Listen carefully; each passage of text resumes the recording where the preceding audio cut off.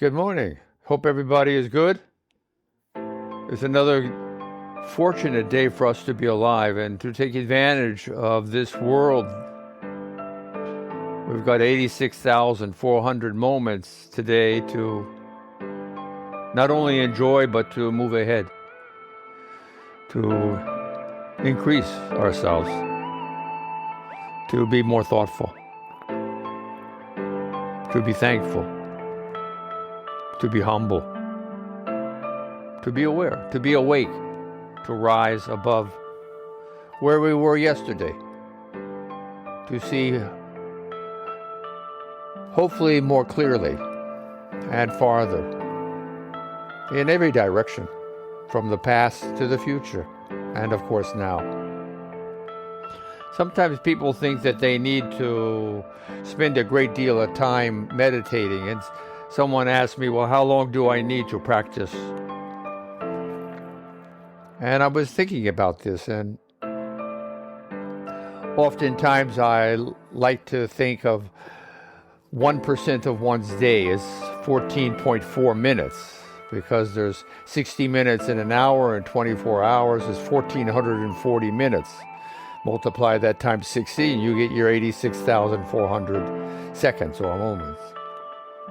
But when one has practiced for a period of time where their practice has become a routine or a habit or a ritual, something that they are fluent with and conversant in, and it flows.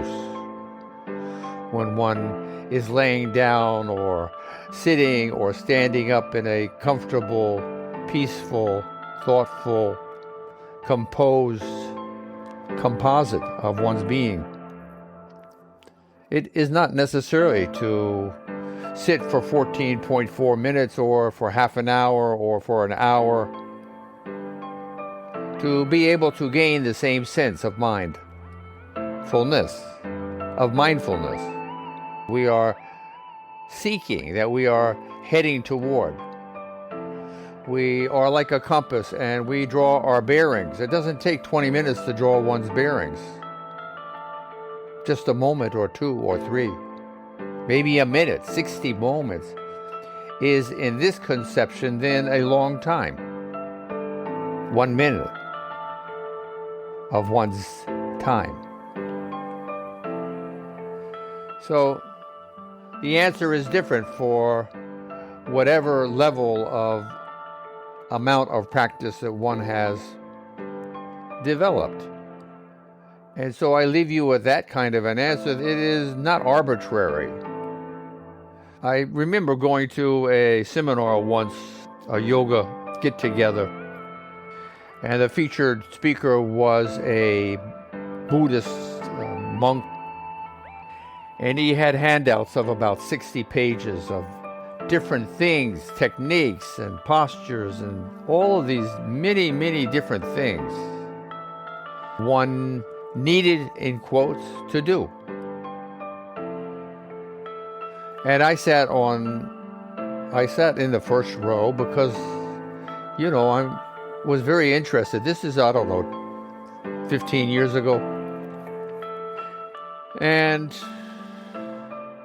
I had a question or something along the lines of something that he was saying, and he looked at me and he basically said to me, not in a nasty way, but in a containing way, he said, "Shut up," more or less. He didn't want to hear anything but what he was talking about. And along with the 60 pages of important, in quote, things that one was needing to do to facilitate a self-improvement or self-growth strategy or a meditation strategy, was all of these different things that one had to do. And even in his rebuke of my question, one could see he himself had not really gained all that much. And maybe it was in his own failure or in his teaching's failure he could only perform inside of a box, like sitting in a milk carton, to gain his sense of equilibrium, his sense of faith. And that's kind of sad to me. But again, it still highlights the fact that even though I feel that there is an easier solution to all of these things, like I've just said at the beginning of this, if we analyze this without judgment and we look at it for the basics, we see still he has a ritual, he has a habit, he has a key to go from step A to step B. And this is what I'm sharing with you now. It is in one's ritual, it is in one's habit, it is in one's way of developing their own resources depending on what they need. Maybe it's the way he needed it to be. Obviously it was. But it didn't seem to be that successful. So I hope that I'm wrong. So what I'm saying again, just to repeat this, is that you need not spend a particular dedicated time to be successful at meditating, to being mindful, to being at peace and self-aware, of being calm, of being energetic. You need to be consistent. You need to practice. You need to develop these skills. If you think that you can develop these skills without trying, I think that you are most likely wrong. You need to examine your thoughts, your thesis. It is not just a wish and then it is there. It is done. No. It takes time. It takes taking advantage of the opportunities that are presented. In one's day then, instead of spending 14 minutes in one period of time, eventually, I would rather have someone spend 28 half-minute sessions throughout one's day, twice an hour, because we're not awake all day, right? So 14 hours, let's say. In that way, one is, I hope, more harmonized and more of a cultivating ambiance in one's being. If you are thinking the thoughts of virtuosity, the thoughts of being clear and a witness rather than a judge, then the opportunities are there for one's self-improvement through one's activities, because the activities are always changing. You don't know what's going to happen 5 minutes from now. If you did your meditation at 6 o'clock in the morning and now it's 4 o'clock in the afternoon, it's kind of old already. It's perhaps you have already relegated it to having forgotten it. There are, in quote, other things more important at hand. Is this true or not? I'm not going to make a decision on this. It is up for you. But I think what I'm showing you is it is better to be consistently aware through one's day. It is why practice, I like to say, one should be doing it all day.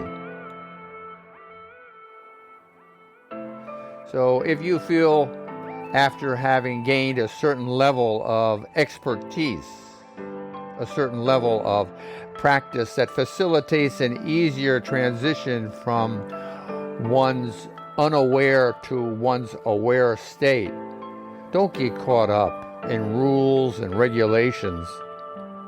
Use your common sense. It's nice.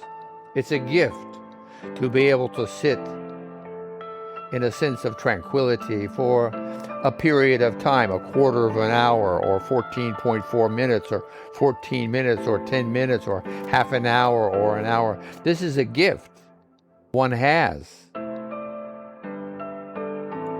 But you need not follow this regime to have success. Remembering We are all individuals. We are all unique. We are all bundles of miracles.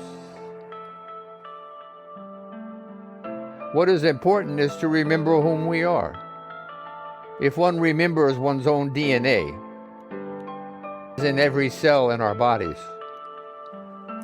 If one remembers the processes that keep us alive, our breathing, our pulsing, the heat emanating from our bodies, our shimmering majesty, then one is well on one's way. If one is aware we want to be virtuous and self-improving and find these characteristics we as individuals feel we need to pursue, to gain, then you have already succeeded. What else do you need? You need to be humble. And having this perspective, this variety of thoughts in one's background, this widening of one's own sensibility, of one's receptivity, you are already well into the game. So being aware, becoming humble, and being thankful for an opportunity to be involved, to being here now. You've got all the keys. You know what to do. Your dashboard is plain to see. You have already come to the realizations one needs. You know what to do. So do it, and do it all day. And this is the best form of meditation, is your life, not just in one small part of it. And when you fail to do these things as you know that you want to, then we can fall back on what? On our characteristics. Of being kind, of being compassionate, of being understanding, of having empathy for ourselves and our own beings, as well as those around us. And spend half a minute remembering the majesty of one's own creation. This is the purpose of self-realization. Lingering on these thoughts for a minute, please.